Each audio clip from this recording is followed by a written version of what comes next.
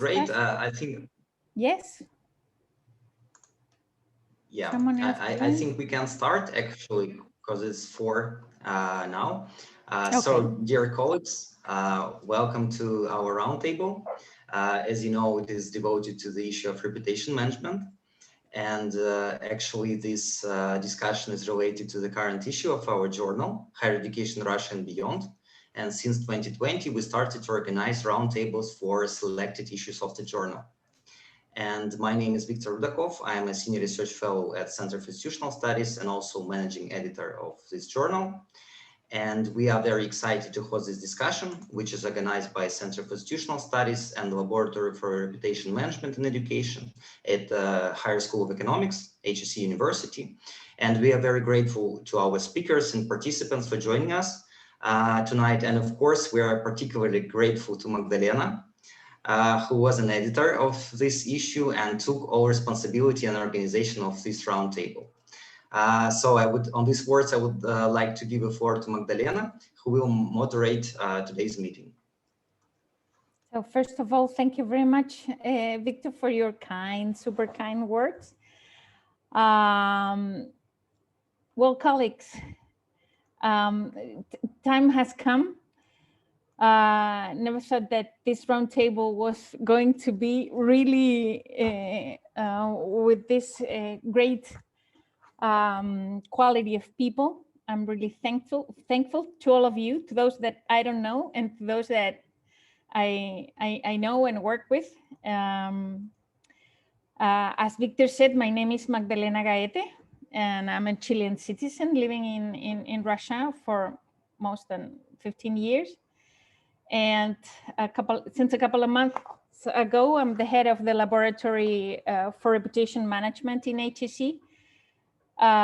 Reputation Management in Education in HEC St. Petersburg. And really, you see it, I'm really excited to host this discussion and very thankful to our panelists and participants for joining this afternoon, this hot afternoon everywhere. That's very good anyways. And a few words about how we came up with the idea of this panel before I introduce the speakers, if you give me like a couple of minutes. First, it's reputation. It's even the word reputation. You know, we know that it's an intangible asset, which for university is the intersection. I would call it like that, the intersection of communication, education, and management. And in this last issue of Higher Education Russia and Beyond, this journal is a project implemented as part of the cooperation agreement between Higher School of Economics and Boston College Center of International Higher Education. This last issue focused on university reputation as an invitation from different aspects. I mean, if you see the issue, you're gonna see that we have like a map, you know, of different kinds of we thought interesting and new approaches to university reputation, taking in account that university reputation is a new topic in research. So we try to answer questions like, what is reputation? What happens when a university does not care about cultivating it? In which sense the government, you know, the government should introduce some ideas to enlighten the universities to grow in reputation, and then why is it even necessary to manage the reputation of an institution? You know, many times it's like, okay, reputation, we know all about that, and then we have the sense that we understand, and definitely we don't know how to manage it. So though everybody wants to have, every university wants to have good reputation. how does it work? How does university reputation work? Why do national and international rankings matter? And what you should be made of them? So I think there are a lot of questions hanging, you know, that of course in 90 minutes we're not going to answer them, but I hope this webinar is going to be enlightening our discussion and enlightening the future research and of reputation and management. So our agenda is super broad, but we're looking for a big picture of university's reputation, okay? And for this end,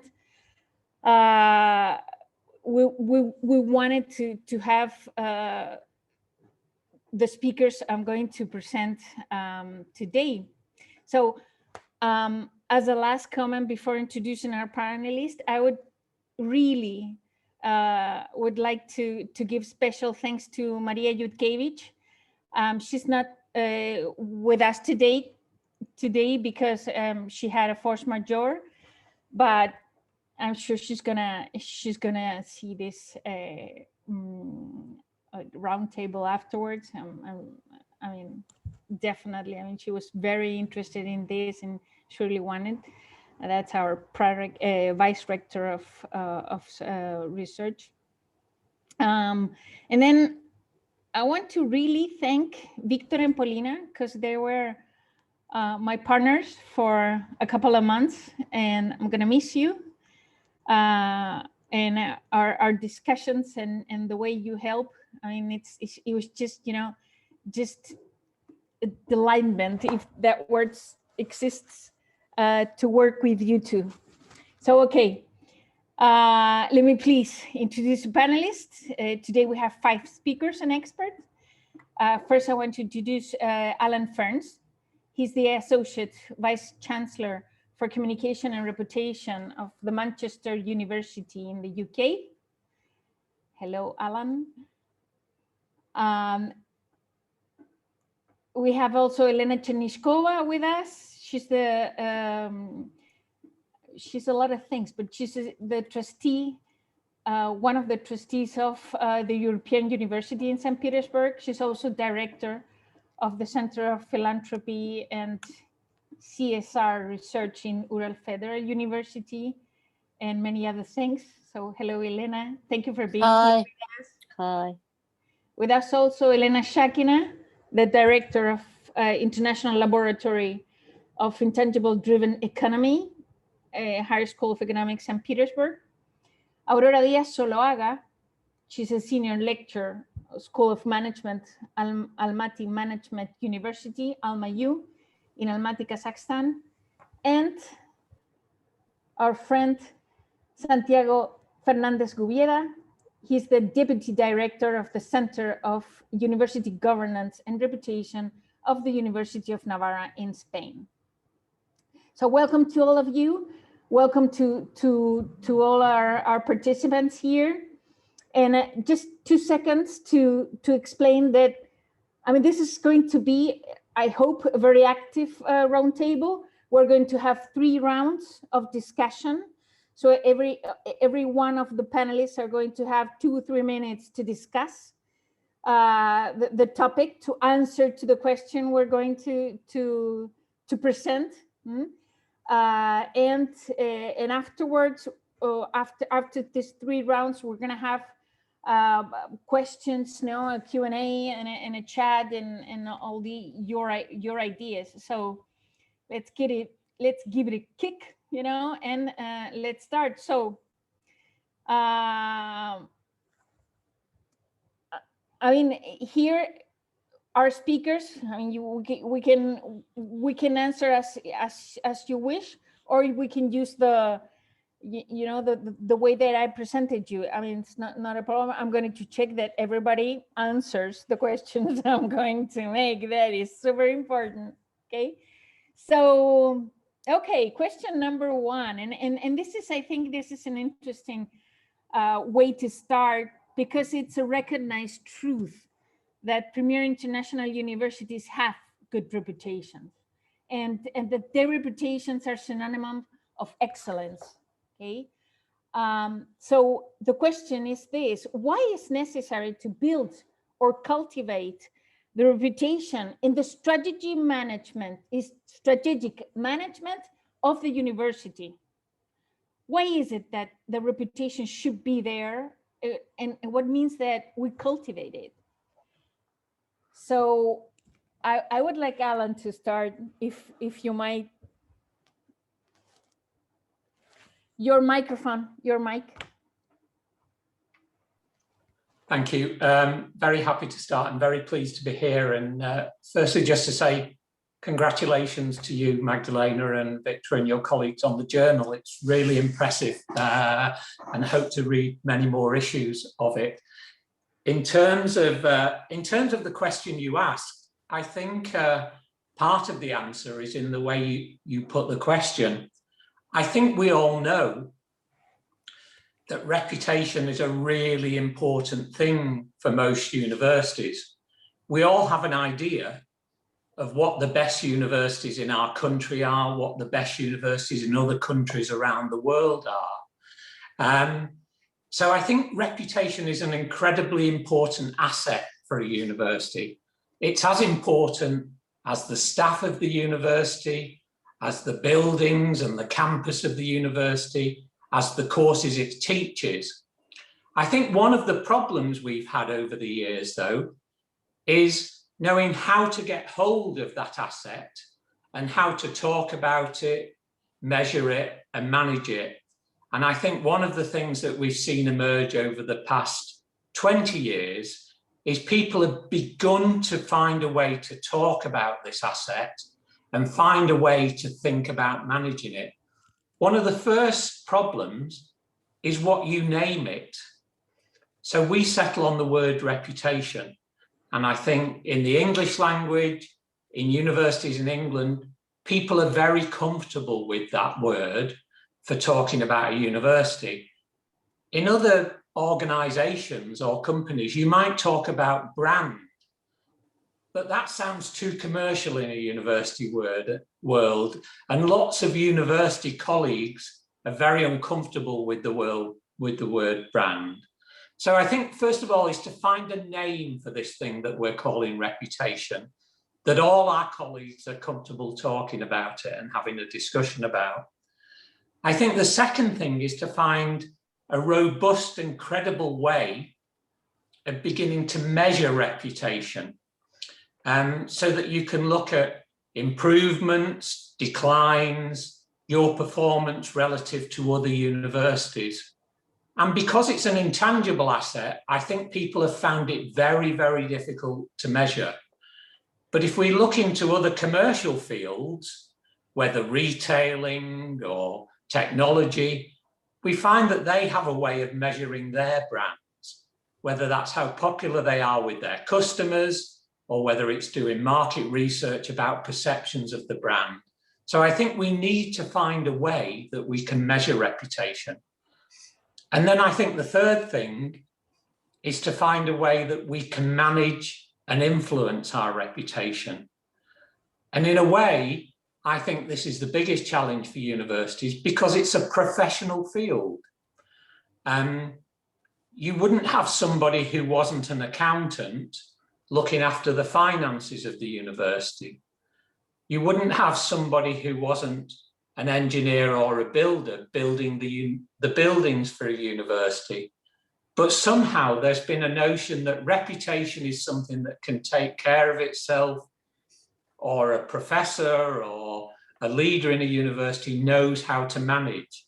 And I think what we have to do is cultivate a professional reputation of people who understand brand and reputation and give them some authority and responsibility for developing reputation and then judge them by the results. So I think it's still quite a young discipline, but I think by finding a name, by exploring ways to measure it, and by looking at managing it professionally, we're beginning to open up this discipline so that we can find a way of making it work for all our universities.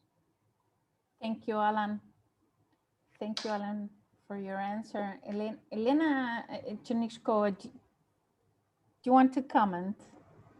Yes, sure. Thank you very much. And partly Alan touched on some points which I want to touch here. So I have several comments on that. Why do we need to cultivate reputation with no dependence, whether we are where we are, like in the great university or in a new university, which just recently has been created? In Russia, there is a special kind of perception of reputation. First, as Alan said, university community does not really well take this, this word, this term as a reputation. Even reputation sounds too business, too much to be business for the academic reputation, for the academic community. And what I see from my experience, and one of my experiences was that I was a deputy director of the Russian Academic Excellence Program, which was called Project 5100. And we've been working with a group of 21 Russian universities, which are supposed to be internationally reputable. So they wanted to promote themselves to attract international students and really have been working with the international market.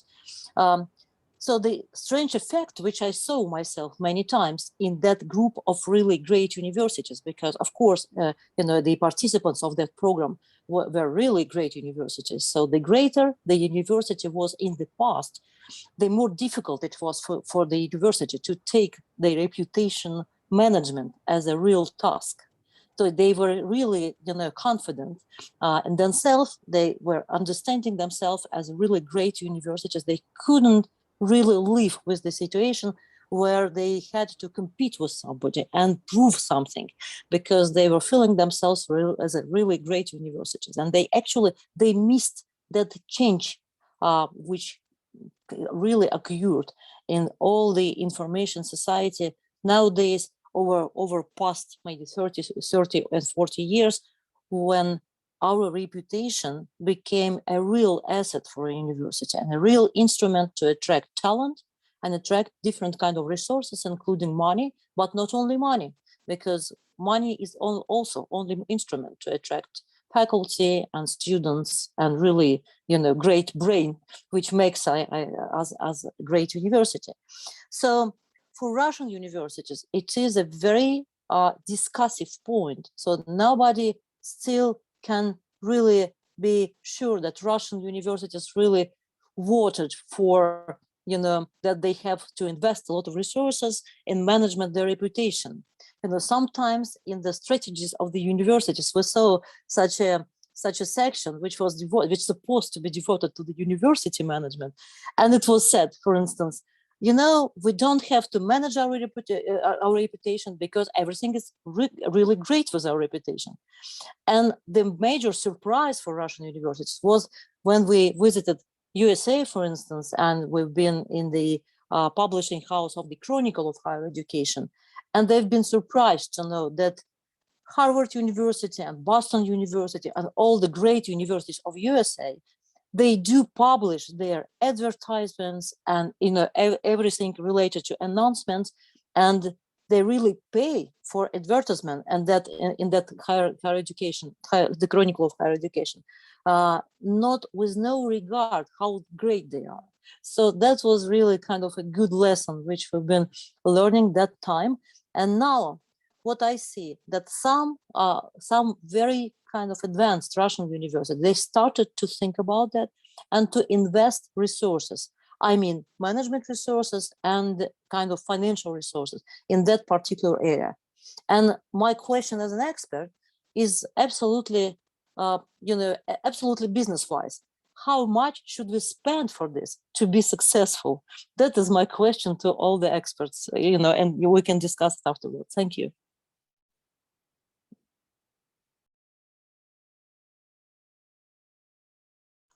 Elena, we can't hear you. Sorry, the mic is... Thank you. Elena, Shakina, sorry. You come from the economic world. How can you add to your answer in this sense? So first of all, thank you very much for inviting me.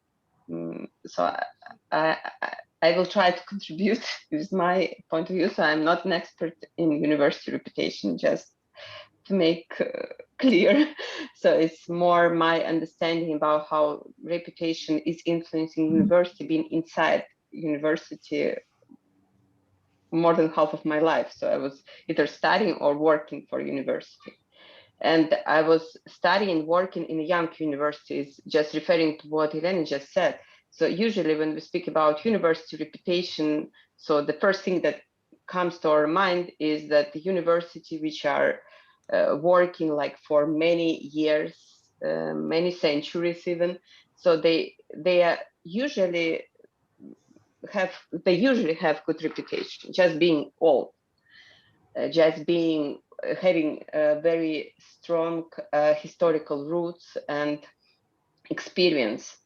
However, now the market is very different, especially in Russia, and we see that young universities, fast-growing universities, they're challenging being reputed among those who were, let's say, worldwide recognized.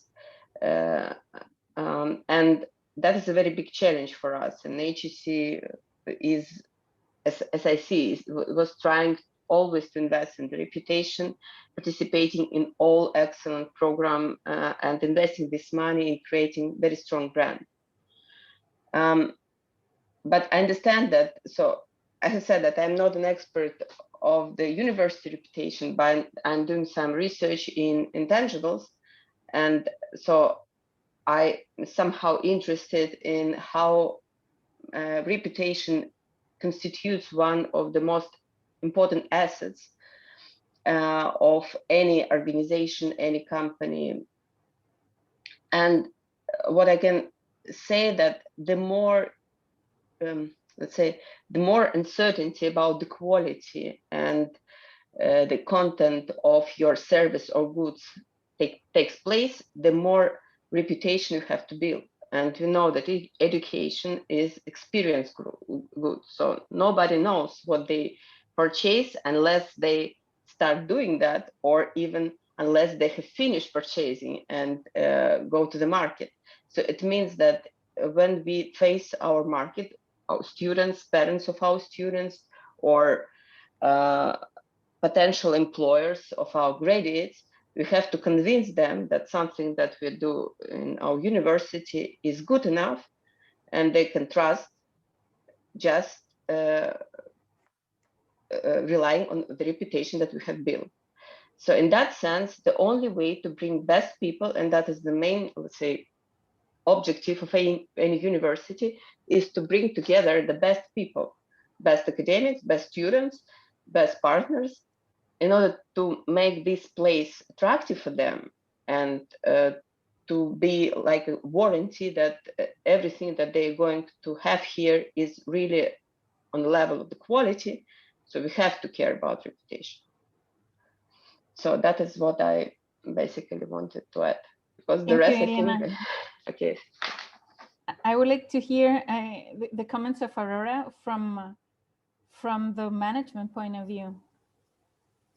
Thank you, Magdalena. And also thank you for inviting me. I'm really happy to be with you, with all of you, and also to check that we have really, well, experts in this matter. And I'm happy to check that I'm going to learn a lot. And also because I checked that there are some participants from Kazakhstan, which makes for me the experience even richer, because I'm sure that for both, for them and for us, this perspective will be enriching. So just to start with, well, I would like to focus on two points. Firstly, I'm sure you remember, as I remember my years as a student, when many teachers, well, at least in my case was that way. In many cases, they repeated that their subject was the most important on the program, right?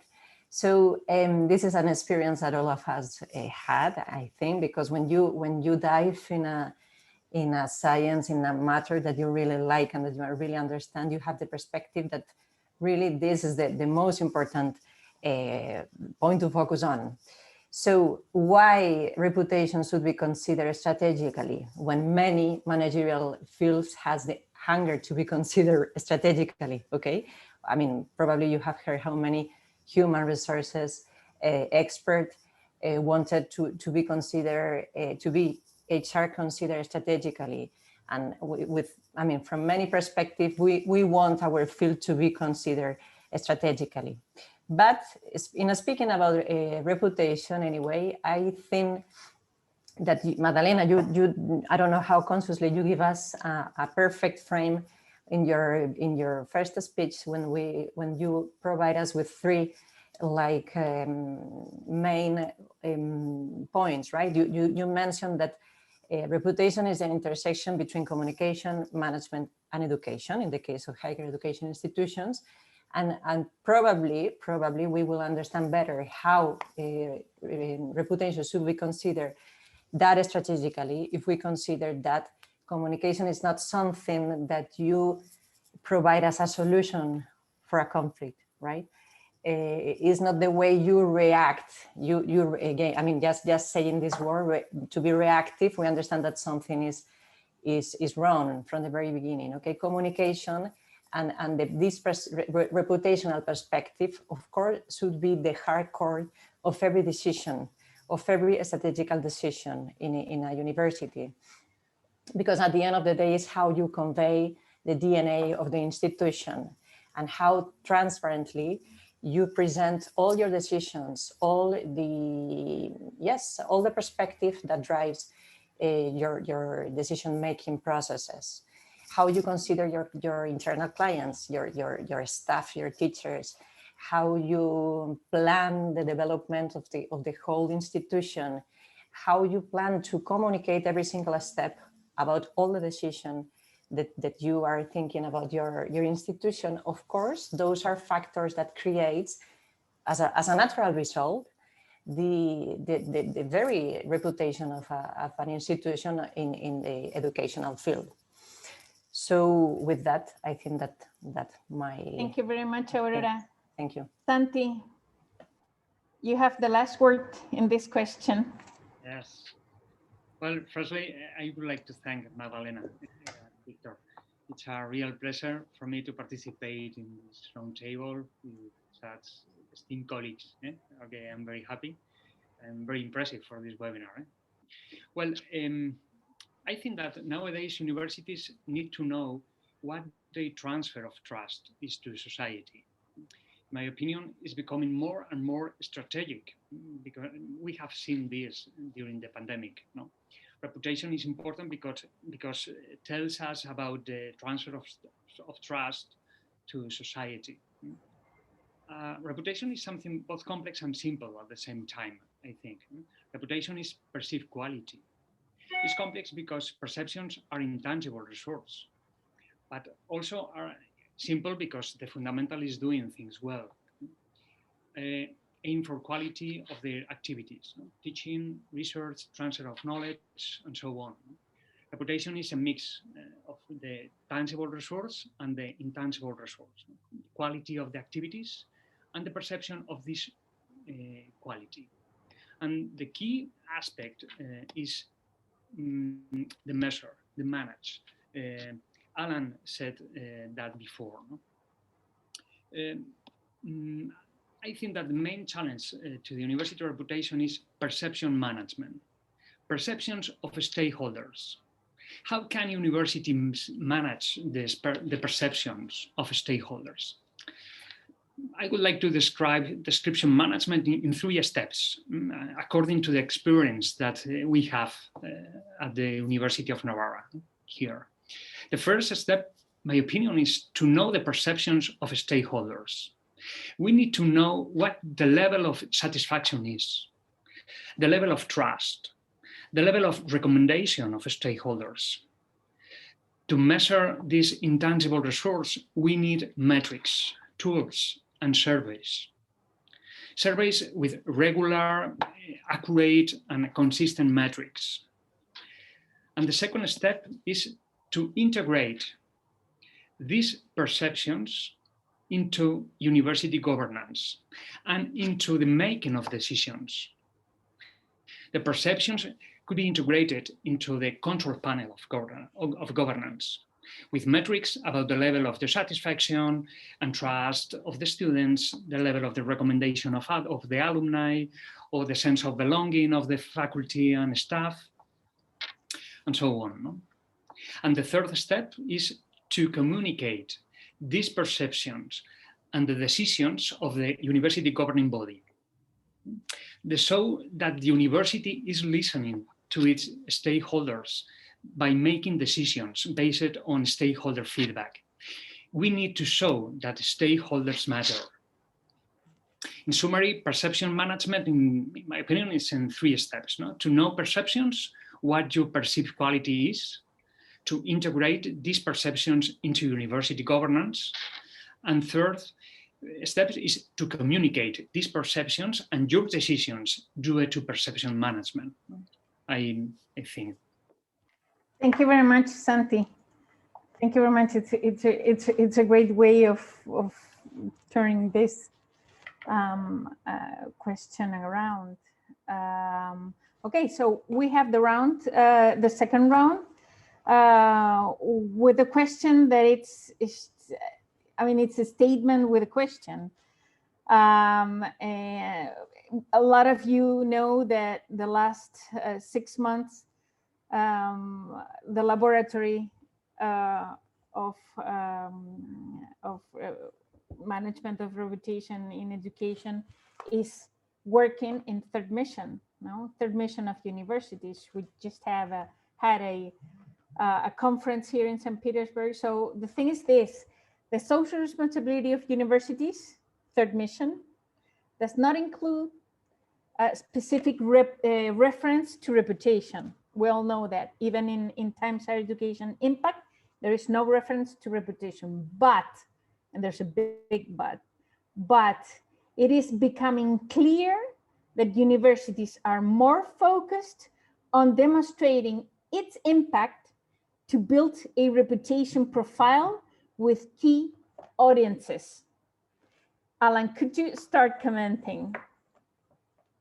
I just, Alan, I have to say this, but for those who don't know, Manchester University, the University of Manchester, sorry, of UK, this year is the university #1 in the Times Higher Education Impact Ranking. So Alan, definitely it's good for you to start. Congrats again, and just help us comment. Put your microphone on, Mike. Mm-hmm. Yeah, sure, and thank you for that. I think this is a really interesting aspect of exploring reputation, and I think what you want to be known for and what kind of qualities you have as an organisation. And when our university was formed in its current form, 17 years ago, we made it very clear that social responsibility and impact was something that we wanted to be known for. So that was before any league tables for it had been invented or whatever, but it's always been a priority in terms of guiding our activities. I think where social responsibility and reputation come together, this is just my personal view, is I think now for lots of organisations, whether it's commercial companies, whether it's governments, whether it's charities and voluntary organisations, I think social responsibility is now one of the most important credentials and one of the most important things they should be paying attention to. It doesn't matter whether it's an oil company or whether it's a retailer on the high street. All are now desperately trying to demonstrate their social responsibility, whether that's their environmental sustainability credentials, whether it's the way that they care for their employees, whether it's what they give back to their community. It's now probably the most important aspect of reputation in many, many different fields. So I think any organisation, not just universities, have to pay close attention to their social responsibility. And as with reputation, you have to think, what does that definition mean and how do you measure it? The Times Higher Education impact table, which you mentioned, uses the 17 United Nations Sustainable Development Goals, to mention it. And increasingly governments and other organizations are looking to those 17 Sustainable Development Goals to define what social responsibility or impact is. So I think that's a good starting point. So I think any responsible organization needs to be looking to its social responsibility. But I think in a way, it's even more important to universities because it goes to the heart of what a university should be. Whether it's university research or the kind of students that we turn out of graduates of our institutions, surely we're about creating better citizens, creating improvements in society. So I think even if you go back 600 years, the core mission of universities has been about improving the societies they exist in. So I think it has to be something that defines a university and has to be central to their mission, not just for their reputation, but in deciding almost everything they want to do, where they put their resource, how they teach, what their graduates should be known as. So I think it's important for contemporary reputation of any organisation, but I think it's something that most universities have been doing or should have been doing since as long as universities have existed. Because if universities can't demonstrate social responsibility or the impact that they have on society, well, I think there's few other organizations who could do that. Thank you, Alan. Elena, could you comment? Chernishkova. Yes, sure. So thanks everybody, and well, actually, you know, I mean, I'm just looking through that edition of Higher Education and Beyond, and this is a really great thing. So thank you. You know, I'm just really, you know, reading along we are talking. This is very good thing which you've done, Magdalena, as an editor. So thank you for this. Just to comment on that social mission of the university. So I will actually bring this, you know, Russian aspect to that discussion because I know much more about Russian universities than about the world universities. So really, it is a fact that Russian universities here I confirm from my side what Alan has just said, is that the Russian universities are a very socially important organizations. And the important thing is that, you know, I mean, we've been always, you know, taken the university as a very kind of socially missioned organizations. I mean, there was no such a period in our history when we, you know, really perceived, you know, the university as something different, something too commercial or something too scientific or something to separate from the society. The university has always been a very important, socially important enterprise. And nowadays, we actually have kind of new wording for this, but the kind of the essence of that socially important mission, of social mission of the university remained the same. And this is a very, like the only thing which you can achieve with that, with developing management of your social mission, is building trust with the society and actually building your way to reply to society needs, to your country needs, to your people needs, to your students, all your stakeholders needs. And that is how I accept it. And that is why in my view, as a manager, also like as one of the managers of the universities, that is why management of the university is such a complex thing. It's such, I mean, the university has been kind of named as one of the most complex systems for management in some business, you know, literature.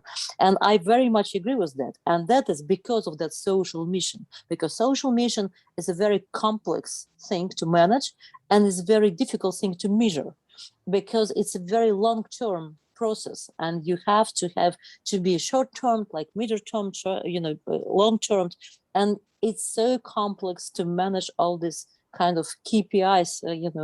I'm telling the business language.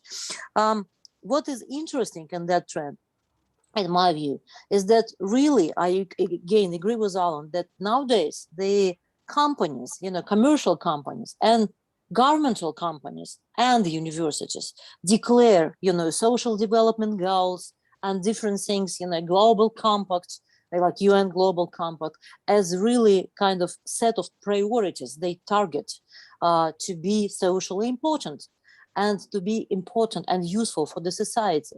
An interesting point in that is that, that brings us back to the reputation, is that some of the organizations and universities only declare it to be really like prioritized, and some of them, only selected organizations, really change their management, change their programs, change all these kind of social projects which they do with their students, kind of really change their life to be so much targeting that social development goals. So my impression is that many universities only have these priorities, the social priorities, only as a part of the reputation of a very, very kind of wide picture of how we want to look from outside.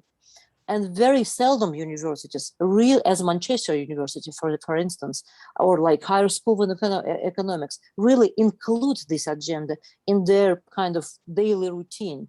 They do work with students, they do support students' social projects, they do communicate with society and try to understand how can they be more useful for the society than they are right now.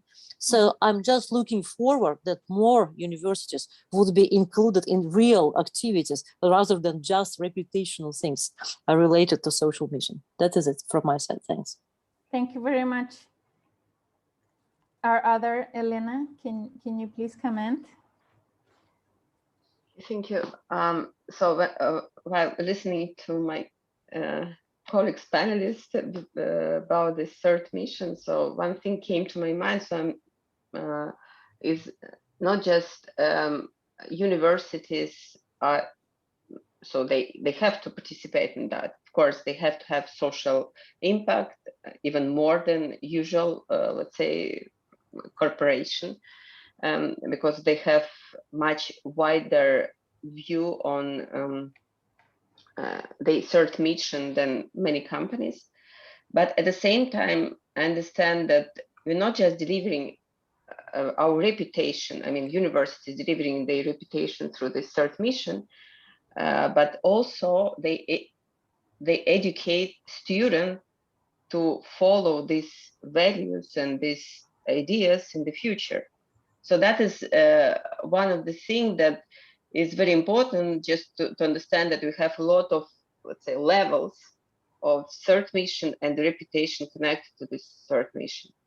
Because university it's very difficult actually to work with people who are already grown up, and we are working with such people. So when they come to university, they are already, let's say, matured, and they have their own culture, values. But at the same time, strong university and university's strong reputation was trying to do is not just deliver knowledge or let's say provide some increment in their skills, but also what they have to do is educate and nurture the students and to have an impact on their, let's say, on their perception of their future life, or their responsibility for the future life. So in that sense,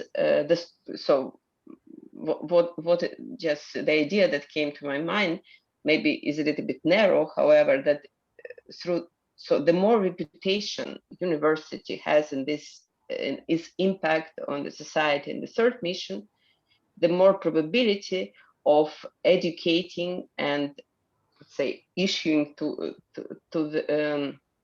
the professional life graduates who are going to follow these values and who will disseminate these values in the companies that they work for, the organizations that they will work for, and that they would transfer and transmit these across all their lives, and that is what matters for I mean, this level of third mission of the university. Thank you, Elena. Aurora, what's the picture in Kazakhstan? Well, probably not that far from the pictures that you have in your places.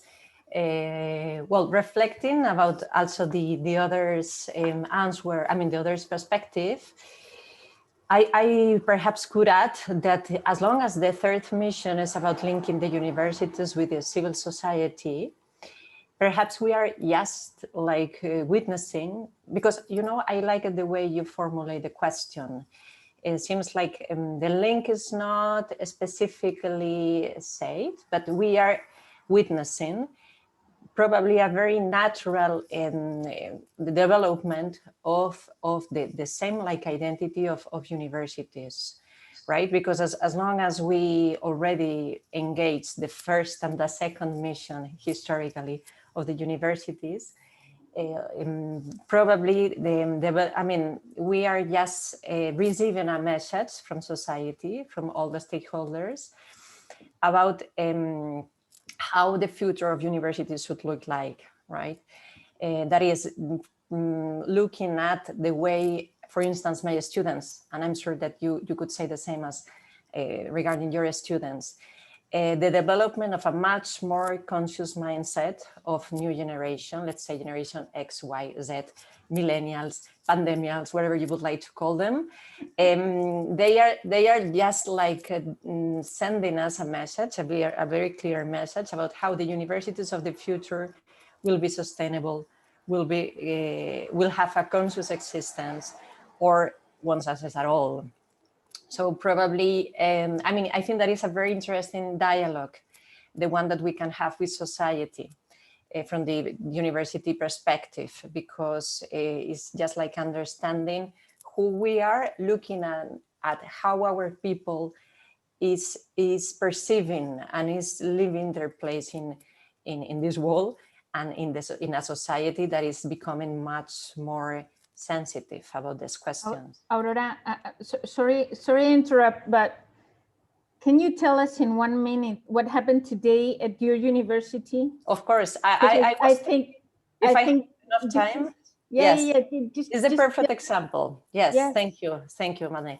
Yes, because today in Almayu we organized the pre-launching event of the so-called Principles of Responsible Management in Education, which is an initiative from the UN, the United Nations, in which we are involved for many years already, but we are looking to create an Eurasian chapter of this initiative, because we really see the need to join, I mean, to work together with other Russian-speaking countries and universities.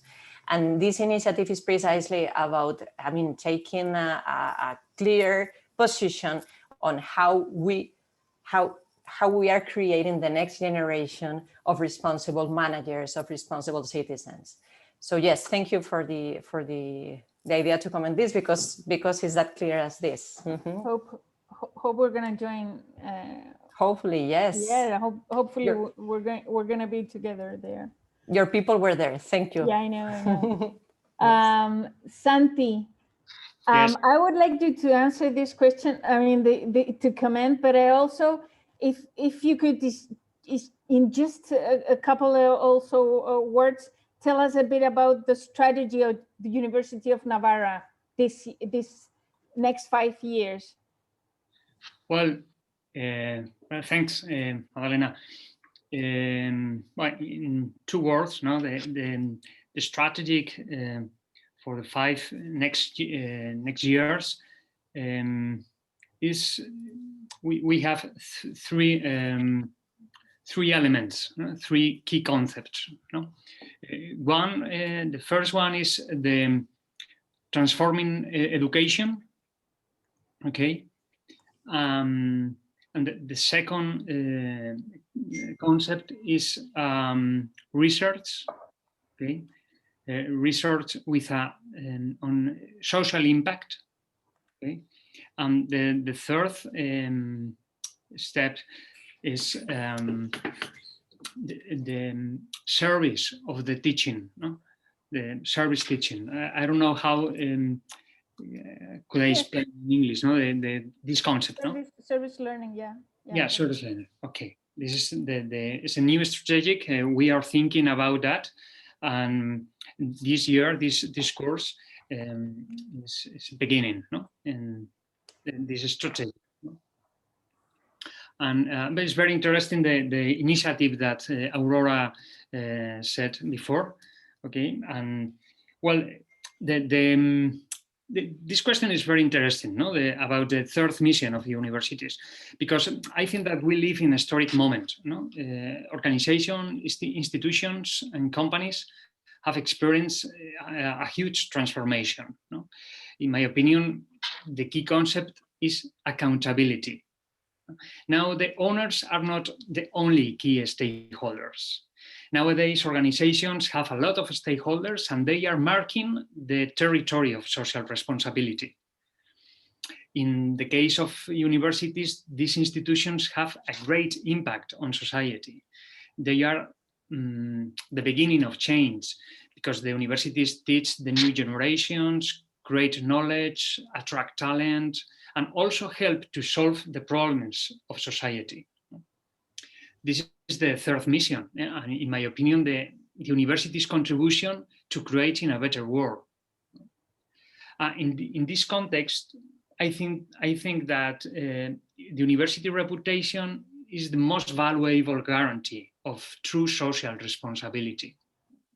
Reputation works as a verifier or as a checker, verifier of the social contribution to the whole society, students, alumni, the faculty, providers, donors, local communities, institutions, governance, and so on. No? Not only one group or not only one short term, no? Because reputation is a perceived quality from all stakeholders for a long time. No? In my personal view, this is a key idea. No? It's very important to understand that nowadays society expects more than simply reaching your goals, only your corporate goals. No? Now people want universities to contribute to the common good of society. People support, value, and promote those institutions that contribute to the common good. In this way, I see that these concepts, accountability, the third mission, contribution, and reputation also are intrinsically linked. Definitely. Thank you, Santi. Alan, you want to?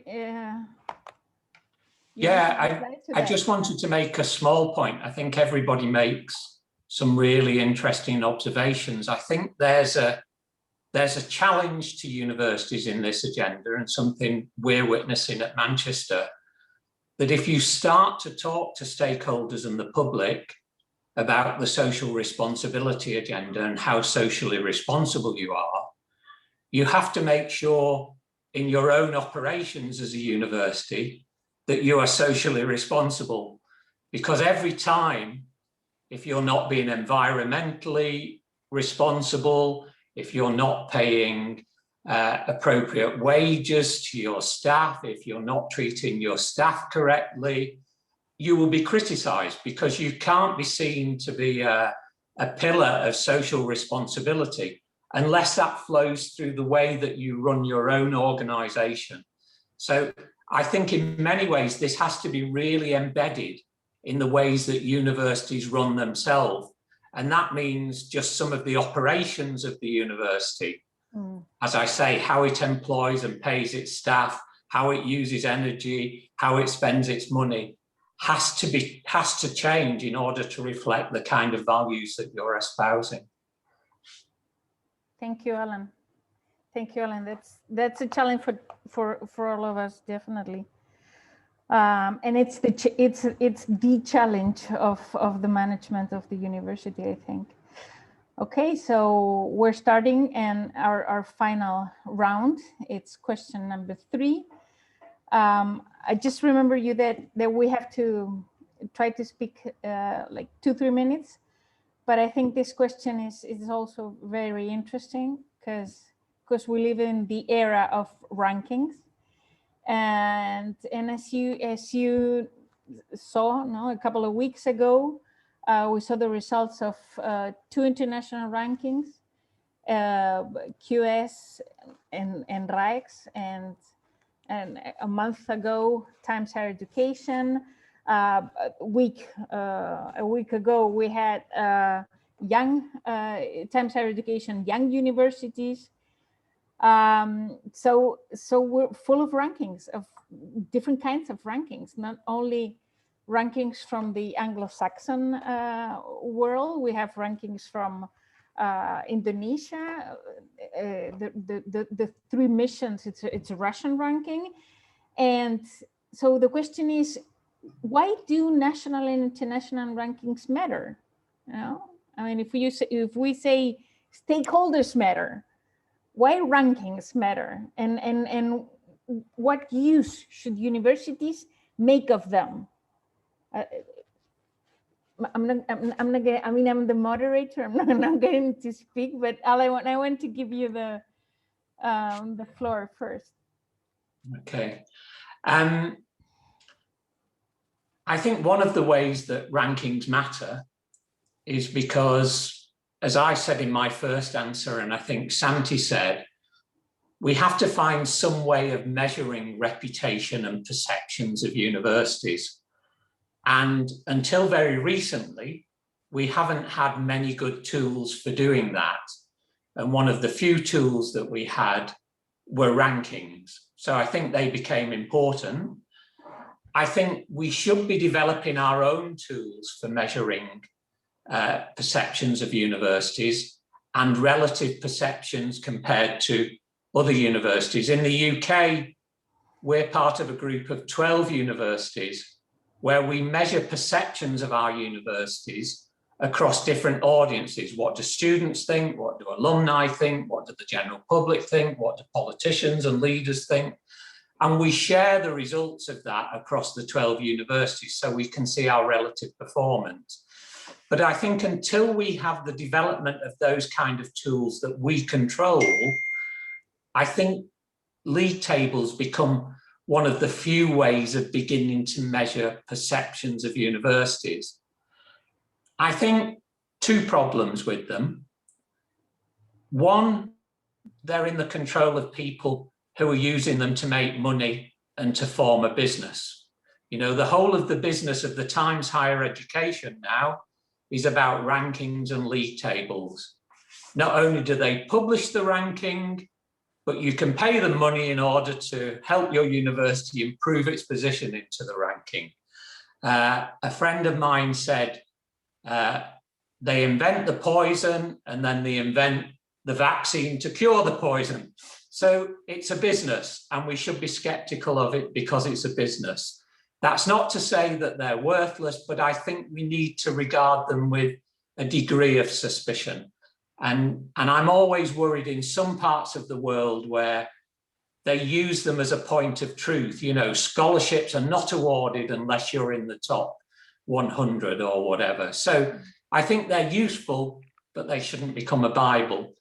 I think the second thing to say about rankings is there's too much focus at the top of the rankings. We know in universities, like in many other marketplaces, there are some super brands and they will always be the super brands at the top of the tree. And I think people are obsessed with saying, how do we get into the top 100? How do we get into the top 25? I think when we think about reputation of our own institution, we should think about what is a realistic goal for our institution. That might not be to get into the top 100 in the world. It might be to be the best university in our state, in our city, in our region. It might be to be the most inclusive or the most socially responsible university. It might be within a league table to advance 10 or 20 places from 500th to 480th or something. So I think if people use them sensibly, but I think there is a bit too much of a focus on the very top of the tree. And actually, there's not an awful lot of movement at the top of that tree. You know, Harvard and Oxford and Cambridge will always feature at the top of those league tables. So I think we need to think about what more are they telling us, what are they telling us in detail, and we also need to take destiny in our own hands and begin developing some measures and tables ourselves and in cooperation with partner universities. That would be my view.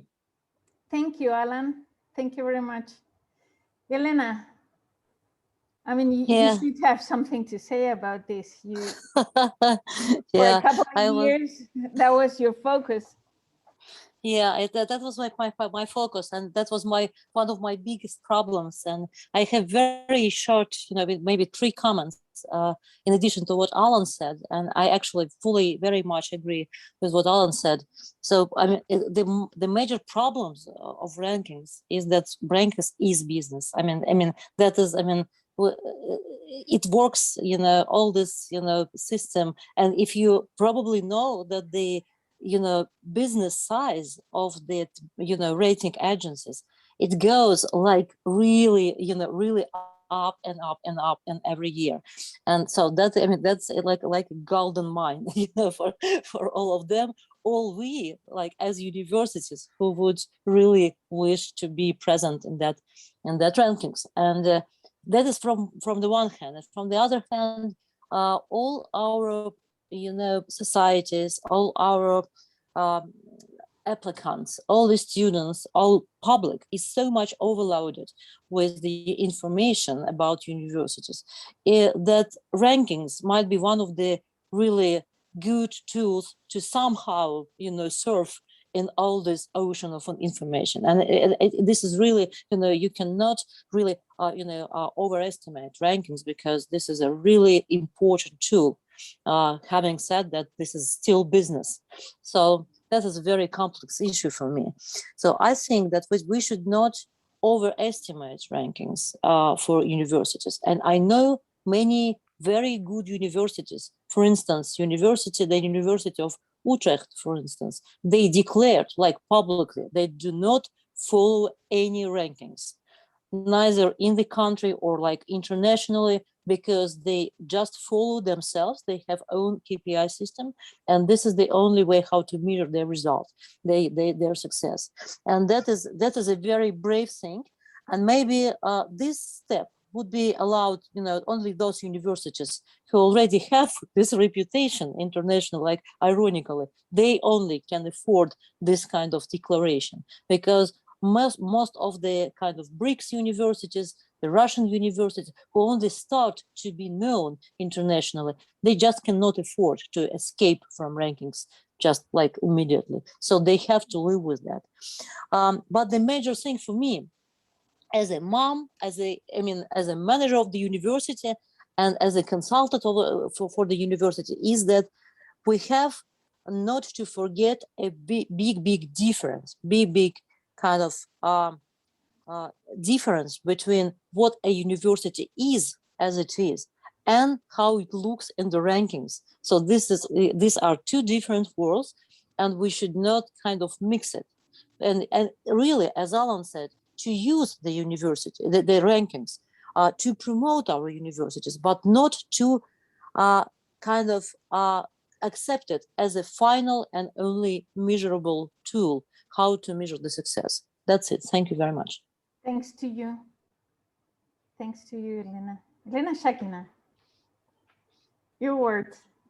Yes, if I may start with a joke, I'm not sure that whether I can transfer the joke in the right way in English. However, so that there is a big business of ranking.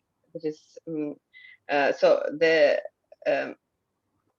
ranking agency is calling to CEO of a company, saying, asking, would you like to appear in our ranking? He said, no, thank you very much. I wouldn't like. He said, okay, but we will rank you anyway. So that is, I think, how this business works. So it means that really everybody understands all the problems that ranking may bring, and there is a lot of criticism. But I just want again to refer to what Alan said in the very beginning: is a way to measure reputation. So reputation is intangible, and we have to measure it somehow. If you don't measure, then you cannot manage it. And for now, there is just, let's say, two main ways to do that: either ranking, or there is a kind of, so in some fields of education, there is professional accreditations that don't rank universities or business schools or whatever, but they just accept to the club. And if you are accepted, you are, let's become recognized in the professional field, and you can, let's see, use this maybe not very transparent, but however kind of measure of reputation in your management. But once I participated in the discussion, to tell the truth, I don't remember who has said that, but I liked, and I don't remember the person, but I still remember this idea that he said that, okay, you can criticize the ranking forever. However, if you look at top 100 universities, you never would meet any bad university there. And that is very important. And that is probably why we usually focus on top universities, on top 100. Why this 100 is so important, because it's a kind of very, let's say, is stable, is reliable, and we understand that nobody can appear in this one top 100 without just occasionally or doing something particular to reach the goal of some, let's say, ranking metrics. So in that sense, I think that we have to respect rankings, and university, of course, have to target. I absolutely agree that every university has to target the place in the ranking that is achievable. In this case, it becomes really the tool of management. Otherwise, it's just something that always discourages you, because you understand that you would never appear there. But so as for, so to the best of my knowledge, there is no better, better tool that is discovered and implemented so far than ranking. And of course, university has to take care about that. Thank you, Elena. Aurora? Yes, thank you. So perhaps to start, I would like to translate by myself an expression that I like very much in Russian, which says that "хочешь не хочешь," which is like whether you like it or not. But yes, of course, accreditation matters, and we cannot avoid that, right? And is at the end of the day, right now, as I mean, in this state of things, of course, accreditation are able, as long as they are proposed right now, to convey the reputation of universities. I mean, it's a fact, it's a matter of fact. Why I'm starting this way? Because I'm feeling the same that I feel with when we speak with many colleagues about this. I mean, we tend to be very critical with accreditation, perhaps because we perceive our work to be misused some way. But this, I mean, it's as I can repeat, it's a fact that for many of our stakeholders, starting perhaps for I mean, perhaps not the only ones, but one of the main ones, the students, they view rankings and they believe this means. I mean, they provide a real perspective of the institution reputation. And you know, I took a look at an article of the QS academic survey, which tried to explain a little bit how international students think rankings are calculated. Well, this is a ranking, it's not an accreditation, but at the end of the day, let me use this in this context as well, not as synonym. I know that it's not the same, but they some way translate the same idea about how universities are viewed, right? So they asked their international students to explain what measures they think determine a university's ranking. And a huge percent of international students, almost a 50%, choose how the university is perceived by employers, and almost a 40% choose how the university is perceived by others, which is, if I'm not mistaken, among all those experts, is a way to define what is reputation, at least from the international student perspective. So it's a fact. It's something that all of us would like to perceive much more realistic, much more connected with the reality of our daily work. And in that sense, I thank you, Magdalena, well, the whole team to propose this conversation precisely about rankings and accreditation, because we all perceive like that something is going not that well, but perhaps we are not supposed to fight against them, but to try to transform them in a much more realistic instrument of reputation, probably. Thank you, Aurora. Thank you very much. Yes, I mean, you're super right. Santi. Yes. Your comment. Yes. Well, rankings are controversial. Okay. The reality is, my opinion, they are here forever. Maybe the question is, how can we live with rankings, no, or coexist with rankings, no? But I think that they are important for two reasons. Firstly, university rankings help to configure, to remodulate, institutionalize the perceptions of stakeholders. University rankings are becoming a driver of recruitment of talent. Everybody wants to study, investigate, and work in the best universities. Everyone wants to be in the picture, no? The top of the rankings. This is good, but it's not everything. We know that this approach introduces dynamics of risk, because expectations get frustrated easily when we discover that university rankings are only a reputation race. No? You know, we know that some universities have made both mistaken decisions and inadequate investments by a false premise. And I think that these shortcuts are expensive and counterproductive. The second idea that I would like to say is to propose a change of perspective of university rankings. No? I suggest that universities could take the opportunity to consider the rankings as an aid to improve institutional performance. University rankings offer a huge amount of data about academic performance, research results, international outlook, and these indicators should help universities to have a deep understanding of their performance, and should also help universities to make decisions of institutional improvement. And also rank university departments could stop being a source of data and become a center of analysis and critical thinking about institutional performance. For example, student-teacher ratio, no?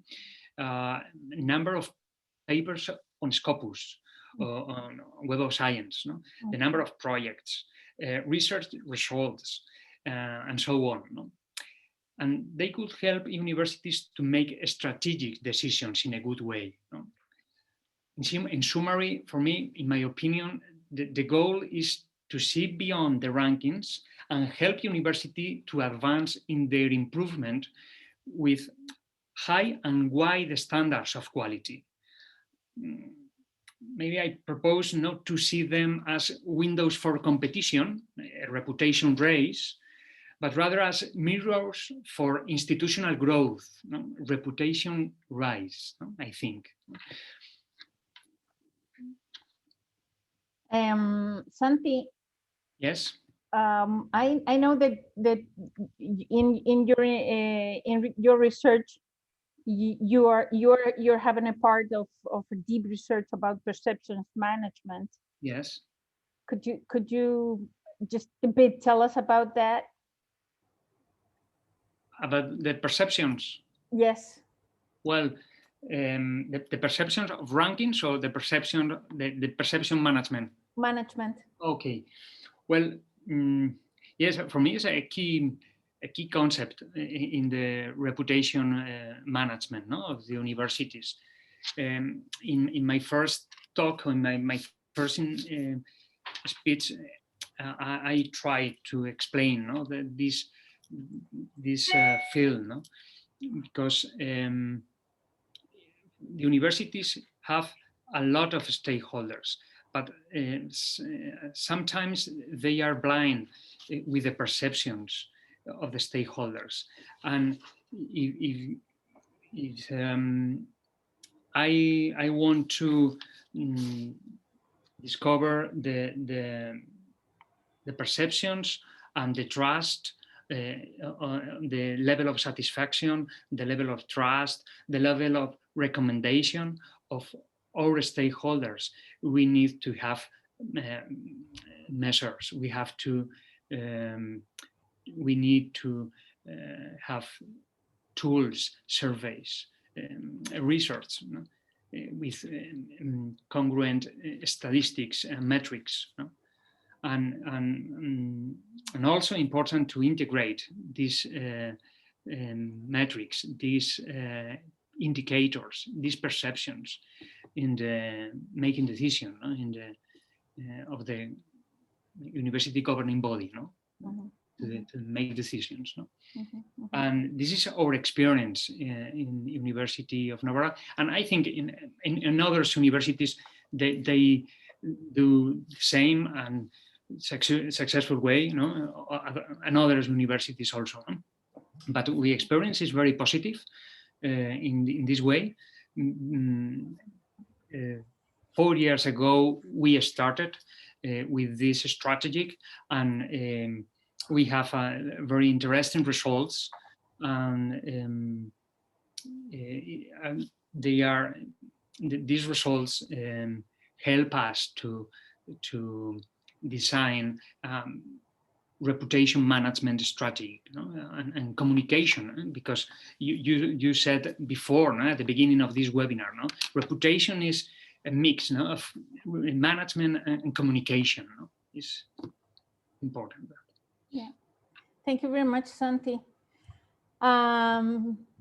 Friends, so we have finished this rounds with questions, and I mean, this is not going to be an open mic, but a bit of an extension discussion. And I here have a super interesting question from Victor.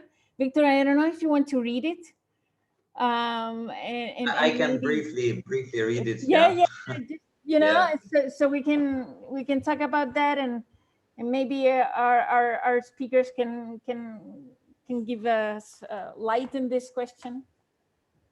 Yeah, sorry, maybe it's quite provocative question, but still, as you know, in some countries, government expenditures in universities are related to their progress in rankings. So especially like Russia, it can be one of the case of this situation. And like, as I already mentioned, I disagree with this opinion in general, but still there is a quite, there is an opinion that instead of caring about real reputation or improvement of quality of teaching or research, in several cases, universities just concentrate on these ranking KPIs and trying to boost their place in these rankings by doing activities which are directly related to rankings, such as, for instance, like number of publications, not necessarily quality, etc. And instead of improvement of quality of education, And the issue is how to deal with this trade-off. And in many developing countries, I think it's the case, because when they have these ambitious programs of improving of position of universities in the world rankings, like India, China, Russia to some extent, finally we have a situation when in some universities, like when you ask professors, they told that actually like they pay for their publications because university administrators told them to do so, so they need publications, etc. And this can be actually the problem. Okay, Victor, I think Elena wants to answer to this question. So I will try at least. So I understand that it's a very, let's say, very complicated question, because everybody understands that the problem exists. But I really believe that it's not a problem of ranking, and even it's not a problem of the this excellence program that were implemented in different countries, and especially in the emerging education system, because probably in developed education system it's not so relevant. So I really think that is more about the implementation and management of particular universities. So being oriented just on boosting the ranking, the places in ranking in a short run, they should understand that they would fall just immediately this I mean that this boosting is discovered, and the another parts of that constitute reputation and all ranking system would fall and compensate this boost. So in that sense, it's not the problem of the instrument or on the problem of the tool that we are considering here, but is a problem of particular management. And also, I think that sometimes, I would agree that sometimes excellent programs, they are not designed in the way that they would protect from this kind of cases. So of course, it's also a design of the program, and it has to be really very carefully considered, thinking about all possible risks. But I think that really strong universities and good management of universities, they use these programs reaching their goal, but they don't reach these programs. I mean, the goal is not to reach the program or to make it let's say, to continue being the program or to receiving some money from the government, rather than really make use of this. And that is just, let's say, quality, so the quality of management. Okay, anyone else? Anyone else wants to answer to this question? Yes, Alan, please. Yeah, I mean, I agree with Victor's stance. I think it's very dangerous to base government policy and investment policy on the unstable rankings. I think where it perhaps does work is when you're talking about the creation of elite universities, 1 or 2 elite universities in any country, because then it might be appropriate. And it's no accident that the first global ranking was the Shanghai Jiaotong ranking, because, you know, the Chinese government had an ambition to create some world-class universities in China, and that's going back more than 20 years since that ranking was invented. So, but I share your view. I think the only thing I would say, to come back to where we started our discussion, is one way you can improve your standing in most of these league tables is by improving your reputation and your perception by other people of your university. Reputation accounts for 33% of the THE ranking and accounts for 50% of the QS ranking. So if you're improving your reputation and putting some effort into that, I think you will see an impact in those 2 rankings, because reputation measures are a very important part of those rankings. Victor, I think you got you got a great answers. Yeah, I really got great answers, and I'm very grateful to the speakers for this sharing this opinion. I don't know, maybe others also can, if you have something. Yeah, I mean, the floor is on. If anyone wants to make a question, I mean, we have like 3 minutes. I have a question. Hamza, yes, please. Okay, so I don't know, is quality part of the ranking methodology? Because there's this belief that, for example, Harvard is not necessarily the best university in the world, but they have this reputation of supporting their graduates. So they support them in the job market. But that does not necessarily mean the education itself is quality.